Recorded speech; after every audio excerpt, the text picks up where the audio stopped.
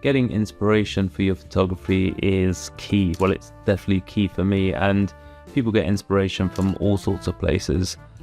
Some people get inspiration when they're in the shower, some people do it when they're cooking, and some people do it on social media, scrolling through TikTok or Instagram or whatever it might be, or looking at photography blogs, websites and so on. Personally, I get my inspiration from photography books. I love them. I love photography books, and I'd highly recommend that you get some photography books yourself.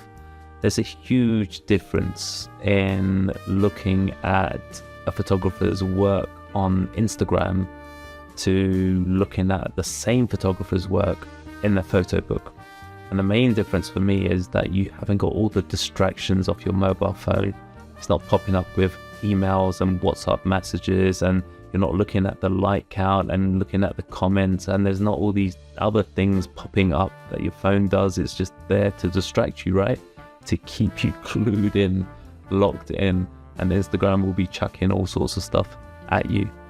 But you're at a coffee table, you've got your tea, your coffee, your drink of choice, whatever it might be, and you've got a photography book with you.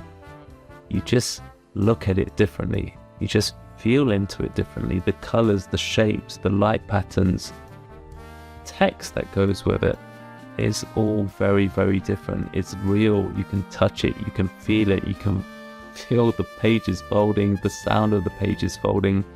You just take it in a lot more. There's a different pace of viewing a photographer's work as well.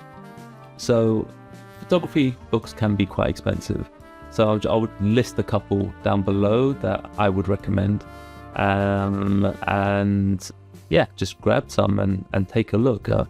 If you can't grab them, or you don't want to grab them for whatever reason, go to a photography bookstore, or not a photography bookstore, go to a bookstore that has a photography section and check out some of the books. If there's one that you like, maybe get that, or go down your local library and see their photography section and just sit with the book and take that photographer's work in.